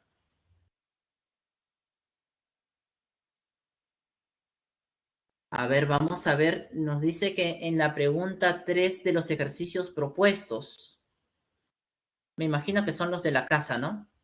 Vamos a ver justamente eso en un momento, ¿no? Vamos a ver y tratar de dar la solución. Ya Yadira, para que podamos ver. Bueno, eso es cierto, ¿no? Tendríamos que especificar. Los ejercicios propuestos son los 5 ejercicios o 4 que normalmente se les deja de tarea, ¿no? Entonces me imagino que de eso se estará hablando Yadira, ¿no? Por favor, si me confirmas, sería lo ideal. Ya, vamos a verlo entonces en un momento más adelante para poder trabajar. Ahora, vamos a empezar entonces, chicos, con lo que es la parte de, la parte de lo que es, los ejercicios propuestos. Bueno, los ejercicios simplemente, para no estarnos confundiendo mucho. Vamos a ir resolviendo cada uno de ellos, ¿no? Y sí me gustaría que por favor me vayan compartiendo sus respuestas. Por ejemplo, en la pregunta número 1, ¿qué respuesta creen que es correcta?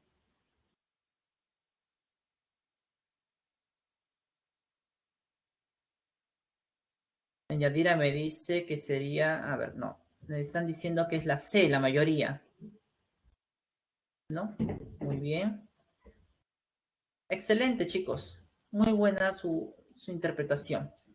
El problema número 1 nos habla acerca de el átomo, que es la partícula mínima que representa un elemento. Y justamente nos dicen que con respecto al átomo determinemos la alternativa incorrecta. A nos dice que el núcleo representa la masa del átomo, o sea, representa su masa, correcto. Y la envoltura electrónica su volumen. La B nos dice que las partículas que se encuentran en el núcleo se les denomina nucleones. Claro, de allí el término, ¿no? Nucleones porque están en el núcleo. Según el modelo actual, los electrones giran en órbitas definidas. Esto es incorrecto. Esto es lo que había propuesto Rutherford e incluso en algún punto también Bohr. Pero sabemos que la mecánica cuántica nos dice que los electrones se mueven, pero no en órbitas, sino en regiones. Y se habla de un modelo probabilístico más que de otra cosa. Entonces en la 1 la respuesta debería ser la letra C. En el ejercicio 2, chicos, ¿qué alternativa han encontrado en el ejercicio 2? Jim me dice que es la B y la gran mayoría creo que también me dice lo mismo. Vamos a analizar cada uno de ellos para saber si realmente es la B o no. Muy bien. Nos dice aquí lo siguiente. Nos hablan de los núclidos, cómo se representan, ¿no? Y justamente con respecto a cada uno de estos núclidos hay que determinar si el valor de verdad de cada enunciado. El primer núclido, que es este de aquí, nos dice que tiene 20 protones. Si nosotros analizamos un número atómico que se encuentra en la parte inferior izquierda, efectivamente la cantidad de protones es 20. Si hacemos una resta del número de masa con el número de protones, sería 40 el número de masa, menos 20, que es el número atómico. Y efectivamente eso también nos da 20. Entonces tiene 20 protones y 20 neutrones, disculpen, en el núcleo. Primer enunciado verdadero. Segundo enunciado. Nos dice que estos dos elementos son isótopos, porque ambos tienen el mismo número de nucleones. Estos dos son isótopos, pero no porque tienen el mismo número de nucleones, sino que son isótopos porque tienen el mismo número de protones, ¿ya?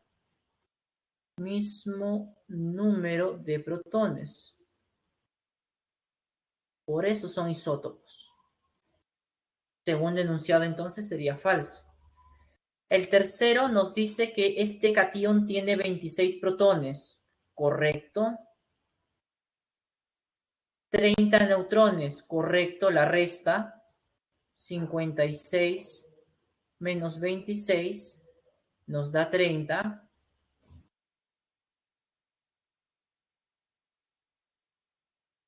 Y nos dice que tiene 29 electrones. Aquí está el error. Porque la cantidad de electrones no sería 29, sino sería 23, ¿no? Tiene 26, la carga positiva indica que pierde 3. Sería entonces, disculpen, 23 electrones, ¿no? Me faltó completar aquí. 26 menos 3. Segundo enunciado falso, y como ustedes bien dijeron, la clave sería la letra B de barco. Buen trabajo, chicos. Muy buen trabajo.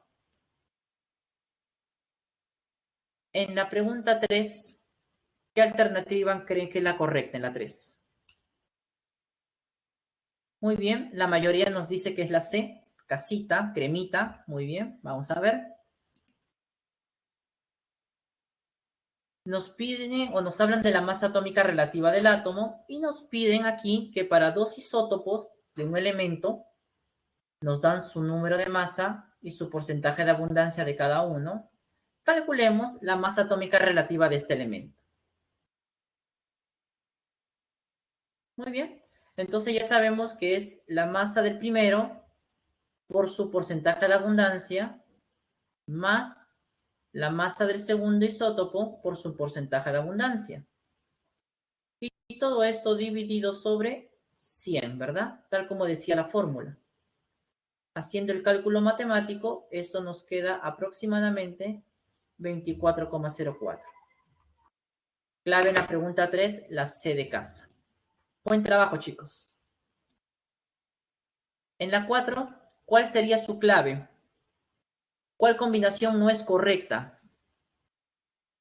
Excelente. Es la D. Dante. Ahí está. Muy bien. En la 4, la alternativa incorrecta para la combinación de números cuánticos es la letra D. ¿Por qué, profesor?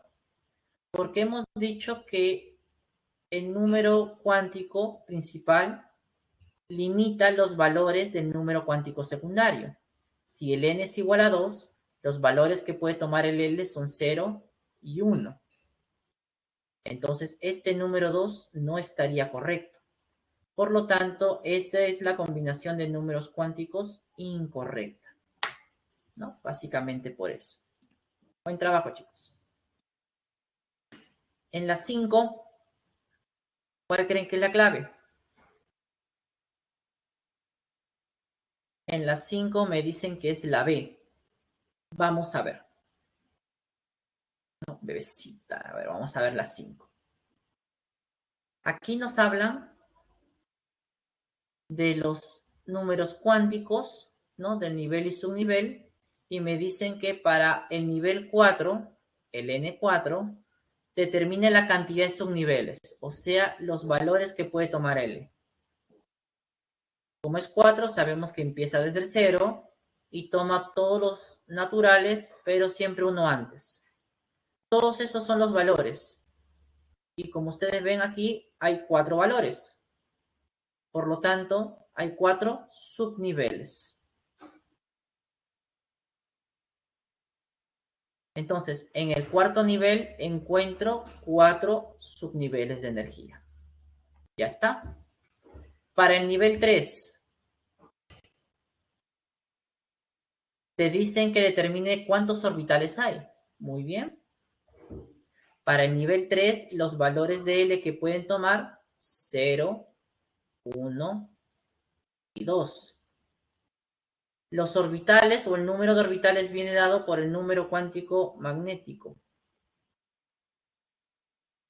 El S ya saben que es el subnivel 0, el subnivel 1 es el P y el subnivel 2 es el D.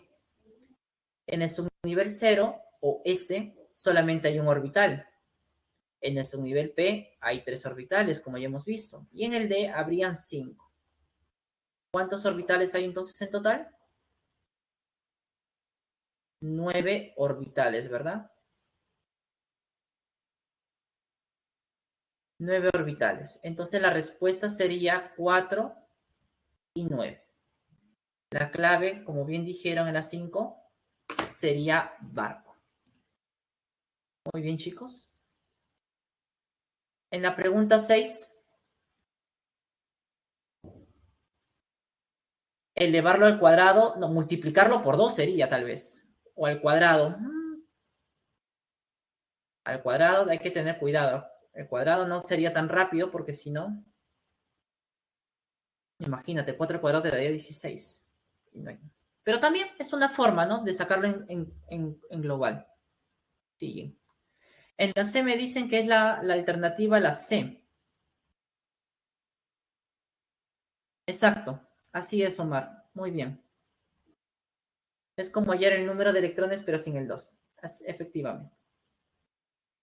Muy bien. En la 6, entonces, la clave sería la C, me dicen por allí algunos. Vamos a ver si es cierto o no. En esta pregunta número 6, te dice cuál de las distribuciones que aparecen aquí no cumple con alguno de los principios. Bueno, la primera sí, porque los electrones se están llenando de menor a mayor energía, tal como hemos visto. En el segundo, parece que también cumplen con el principio de Aufbau, pero a ver, aquí este Px, Py y Pz, ustedes saben que son los orbitales. Y según vemos, se están colocando 2 en cada uno. Entonces también cumple el principio. Pero aquí en el C, fíjense cuál es el error.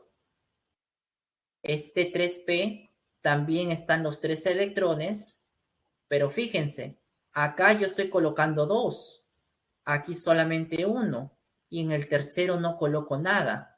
Esta distribución estaría mal, porque no cumple la regla de Aufbau, disculpen, de Hunt. No cumple con la regla de Hunt.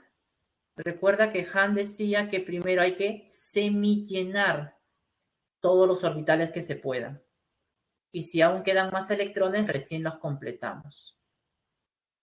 Así es, el de máxima multiplicidad o la regla de Hunt. Efectivamente, ¿no? Es el principio de máxima multiplicidad o regla de Hunt, también llamada, en honor al físico que lo postuló. En la 7, ¿cuál sería la clave, chicos?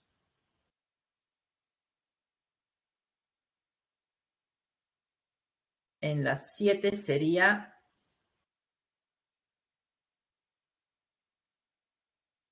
la D. Vamos a ver. En la 7 nos dice lo siguiente. Nos dan el manganeso, símbolo del manganeso con su número atómico, y nos piden que determinemos los números cuánticos del último electrón. ¿Ya? Recuerden que el último electrón se encuentra a lo último de la configuración. Al último electrón configurado, tal vez debería haber dicho mejor, para que no haya esa ambigüedad. Pero creo que la mayoría entendió la idea. 1s2, 2s2, 2p6, 3s2, 3p6, hasta aquí van, con el 4s2 van 20, 3d5. Aquí están los 5 últimos electrones. Vamos a verlo con más detalle. El D tiene 5 orbitales, menos 2, menos 1, 0, más 1 y más 2. Como hay 5 electrones, ya saben que por el principio de máxima multiplicidad hay que ir colocando primero cada uno con spin positivo. Y justamente aquí encontramos nuestro último electrón. ¿Cuáles son los números cuánticos para este? Nivel 3, subnivel D, que es el número 2, está en el orbital más 2, y como está con una flecha hacia arriba, spin positivo, más un medio. Y sería en la 7 la alternativa, la letra D de dado, tal como han comentado. ¿Bien?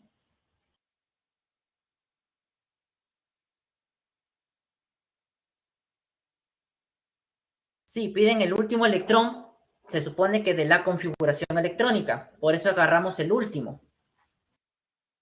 Por eso les digo que ahí la forma de redacción tal vez haya podido confundir un poco, porque capaz la mayoría de ustedes o algunos de ustedes tenían en cuenta que es el último electrón, o sea, el que está en el nivel, en el último nivel, pero no están pidiendo eso. Por eso les digo que ahí puede haber justamente un problema de interpretación. Pero en este caso, la intención del ejercicio era pedir el último electrón configurado. O sea, el último electrón que está en la configuración electrónica que uno hace. ¿Ya? Justamente, ¿no? Que con respecto al elemento, vamos a ponerlo aquí, determine los números cuánticos del último electrón en la configuración electrónica. El último electrón en la configuración electrónica, ¿no? Ser un poco más específicos. Pero así como está, chicos, también se entiende que es el último electrón en la configuración. Pero si quieren ser más específicos, o sea que lo pongan, ¿no? El último electrón de la configuración electrónica. Pero así como está, se entiende. Por eso les digo, ¿no? Por eso hay que tener mucho cuidado con los términos, porque a veces nos puede confundir. ¿Ya, chicos? Muy bien. Vamos a desarrollar el ejercicio número 8, pero como ustedes ya saben, y es de costumbre en cada clase, van a realizar la encuesta docente, donde van a calificar qué tan buena ha sido la clase con respecto a los contenidos y todo lo demás, ¿ya? Siendo A la nota más alta y descendiendo hasta la letra E, que sería la más baja, ¿ya? Vayan completando, por favor, mientras yo voy viendo el último ejercicio. En la 8 sería la D, ¿no? Vamos a ver por qué. Vamos a ver la solución en el ejercicio 8. Dice aquí que nos hablan del potasio y nos piden que con respecto al potasio, que al perder un electrón adquiere la configuración de un gas noble, indique lo siguiente. Muy bien, yo tengo mi potasio, que ha perdido un electrón, y dice que tiene la configuración electrónica del argón 18, o sea, tiene 18 electrones.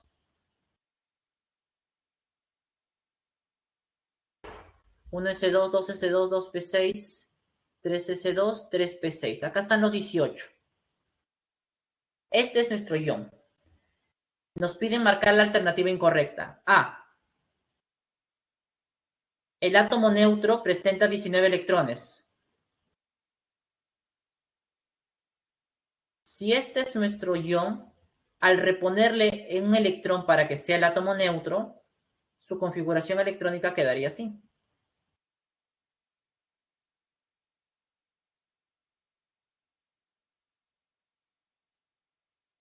(18) más 1 que le estoy colocando serían 19. Entonces la cantidad de electrones que presenta sería efectivamente 19, el átomo neutro. El ion que están viendo aquí tiene solamente 18. Primer enunciado correcto. La B. En la B nos dice lo siguiente. A ver. En la configuración electrónica del ion hay dos electrones con un L igual a 1. L igual a 1, recuerden que es el P. ¿Cuántos electrones hay en el subnivel P para el ion? Acá hay P6, van 6 electrones, más este otro P6, habrían 12 electrones. El segundo enunciado también es correcto. C. El átomo neutro posee un electrón desapareado. Acá está nuestro átomo neutro y vemos que es 4s1. Este 4s1 se configura de esta manera, 4s con un electrón. Y efectivamente es desapareado. Por lo tanto, en la 8 la alternativa incorrecta debe ser la letra D de dado. ¿De? Bueno, tranquila, Naido, no hay problema. A veces nos pasa con las sumas, ¿no? Bien, chicos, vamos con el último ejercicio, ¿ya?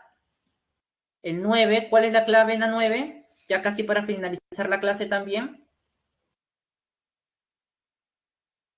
La B de barco, ¿no? En la 9 es la B de barco, ok, vamos a ver por qué.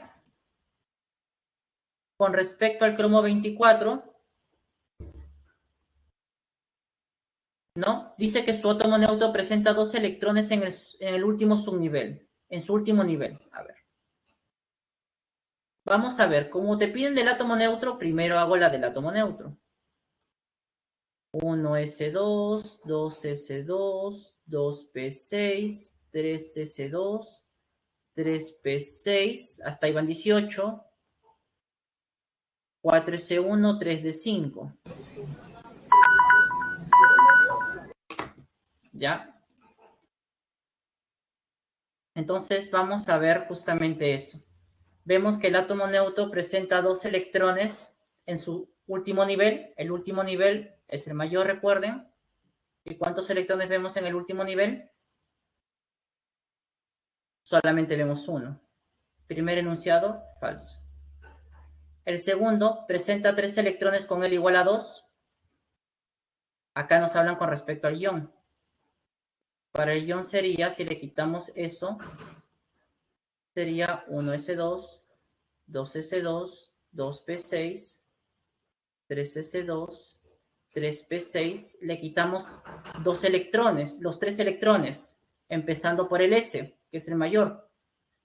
Y luego los otros 2 se los quito aquí, al D. Y vemos que hay 3 electrones con L igual a 2. Recuerden que el L igual a 2 es la letra D. Y observamos que efectivamente solamente hay 3. Y los números cuánticos del último electrón, o sea, del 3 de 3, serían estos que están aquí, ¿ya? Solamente que ya por temas de tiempo no lo completo. Y en la 9 sería la B de barco. Listo, chicos. Entonces, con esto hemos dado por finalizado los ejercicios. Si es que hay alguna consulta más, lo trabajamos en la siguiente clase al inicio, pero por favor háganme recordar. Bien, chicos, eso sería todo de mi parte. Muchas gracias y nos vemos hasta otra oportunidad. Por favor, no se olviden de completar la encuesta docente.